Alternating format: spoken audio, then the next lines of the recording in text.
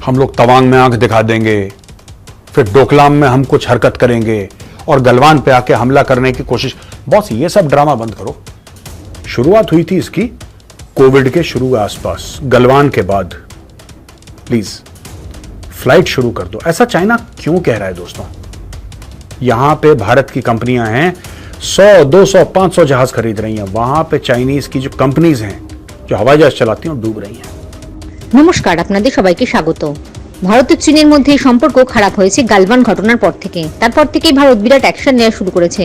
এই সবের মধ্যে ভারতের একটি অ্যাকশনে চীন ভয়ঙ্কর চাপে পড়ে গেছে, আর এটা চলেছে করোনা ও গালওয়ান ঘটনার সময় থেকে। এই বিষয়ে ভারতীয় মেজর গৌরাবাড়িয়া কি বলেছেন শুনুন। दोस्तों 2020 में जब गलवान का वाकया हुआ था, जब हमारे 20 भाई वीरगति को प्राप्त हुए, पता नहीं कितने ही चाइनीज को उन्होंने निपटा दिया था। भारत और चीन का जो रिश्ता है वो डाउनहिल जाता रहा, फिर वो नीचे ही, उसके बाद वो रिकवर कभी नहीं करा। बड़ी कोर कमांडर लेवल की टॉक्स हुई, बड़ा ये बात करो, डॉक्टर जयशंकर भी मिले, उनका बंदा भी मिला, सब कुछ हुआ, लेकिन वो बात फिर बनी नहीं। वो एक बार जिसको कहते हैं ना कि डोर जब टूट जाती है तो अगर आपको डोर को जोड़ना पड़े तो गांठ बांधनी पड़ती है, और गांठ हर समय रहती है, तो बिना गांठ बांधे वो डोर जुड़ती नहीं है। तो भारत और चीन के बीच में जो रिश्ते हैं, इनमें जो डोर है ना, वो डोर टूट गई थी, अब गांठ बांधी है, सबको लग रहा है। रिसेंटली चाइना ने रॉयटर्स, जो दुनिया की शायद सबसे बड़ी न्यूज एजेंसी है, उसको वहां पे चाइनीज अथॉरिटीज ने इंटरव्यू देते हुए ये बोला कि हम भारत से चाहते हैं कि भारत फ्लाइट जो है, direct flights between India and China, direct flights दोबारा शुरू कर दें। ऐसा चीन का कहना है। अच्छा, मैं आपको फैक्ट बताऊं, मुझे नहीं पता था। मुझे अखबार पढ़ा तब मुझे दिमाग में घनका कि मैंने बोला अच्छा फ्लाइट्स नहीं, मुझे लगा फ्लाइट्स होंगी, मुझे ऐसा ही लगा फ्लाइट्स होंगी, मुझे नहीं पता था। I was not aware at all कि direct flights between India and China not there. आज की तारीख में लोग कोई सिंगापुर जा रहा है, कोई हांगकांग जा रहा है, कोई कहीं से ले रहा है, कहीं से फ्लाइट ले रहा है, लेकिन डायरेक्ट मेनलैंड चाइना के लिए फ्लाइट्स नहीं है।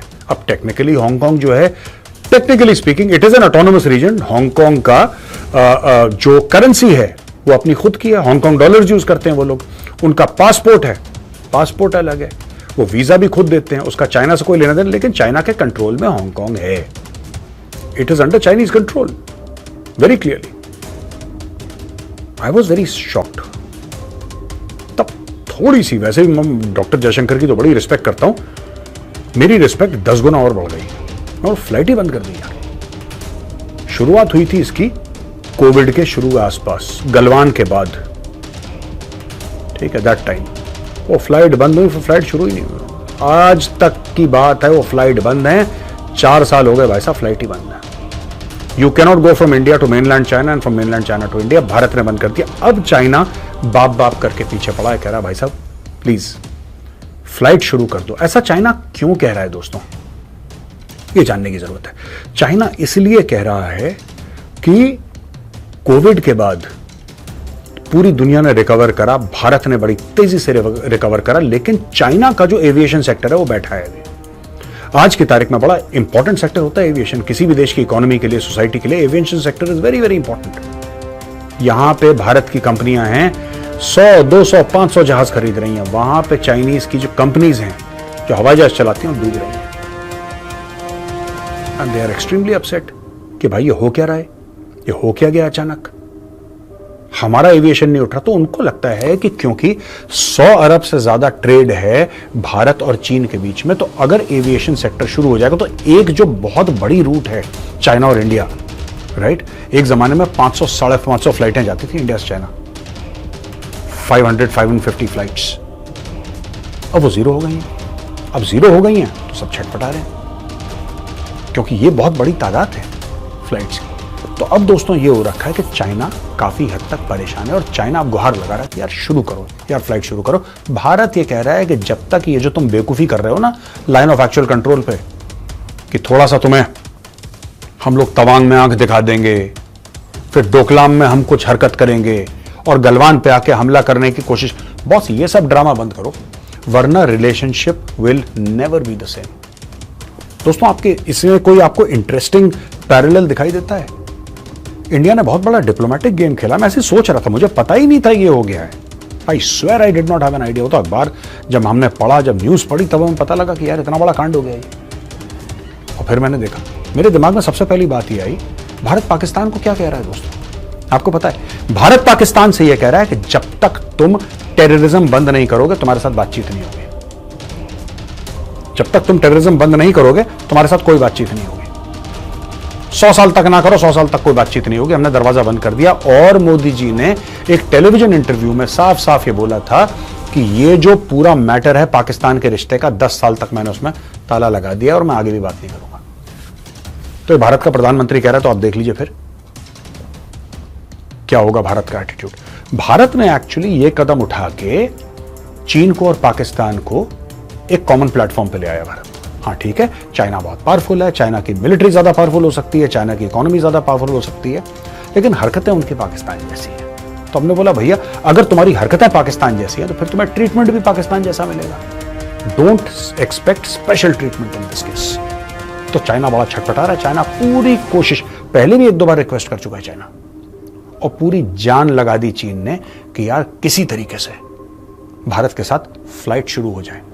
मैं आपको एक और बात बताऊं, चाइना हरकतें उल्टी सीधी कर रहा है, लेकिन चाइनीज इकोनॉमी दोस्तों has taken a beating. After Covid इनको इतनी मार पड़ी है, अभी तक ये लंगड़ा के चल रहे हैं। पर जैसे एक आदमी होता है ना घमंडी, पैर से खून निकल रहा है लेकिन आपके सामने चेहरे पे मुस्कुराहट है उसकी, क्योंकि चाहता नहीं आपको पता लगे उसके पैर से खून निकल रहा है। चाइना उसी बंदे की जैसा है बिल्कुल।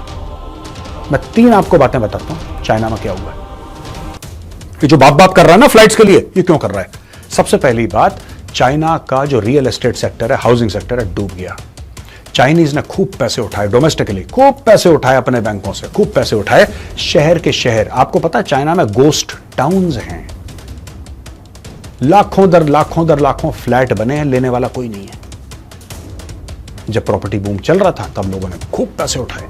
एक बैंक से बोला कि आप, किसी ने बोला कि $1 बिलियन दो, किसी ने बोला $2 बिलियन दो, किसी ने ये वो। आई थिंक एवरग्रैंड करके कोई था उनका एक कंपनी, हवा निकल गई एवरग्रैंड की।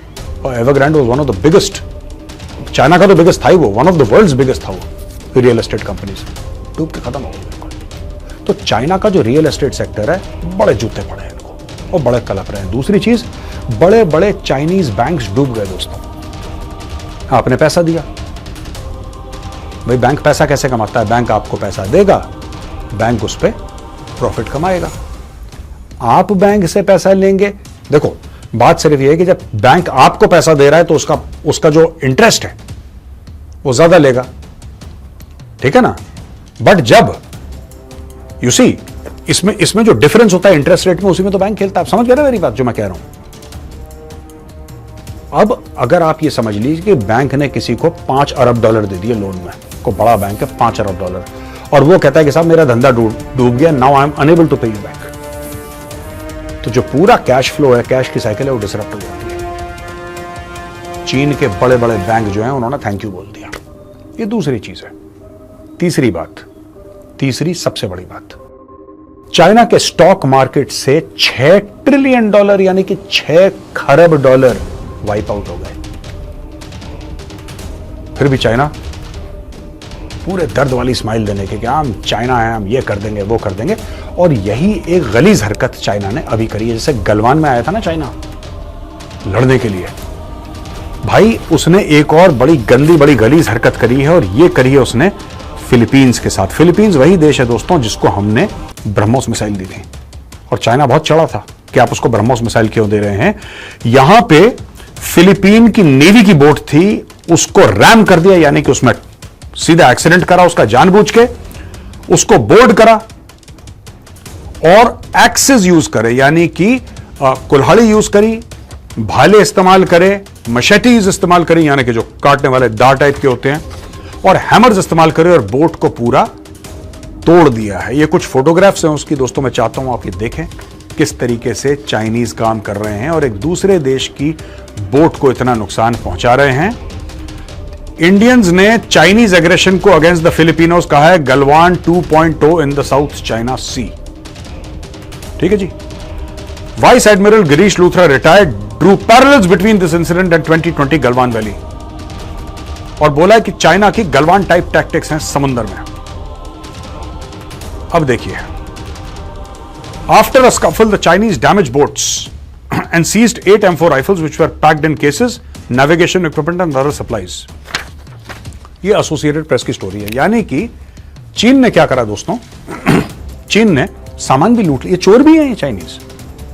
ऐसी बात नहीं है कि सिर्फ ये हमला बोल देते हैं और जब देखते हैं किसी को कमजोर को तो वहां पे अटैक करने की कोशिश करते हैं, फिर बाद में पिट जाए, अलग चीज है। ये चोर भी हैं ये Chinese. They are thieves also the Chinese people. भाई अगर आपको लग रहा था कि ये आपके पानी में आए हैं, एक इसका proper there is a proper way to deal with it.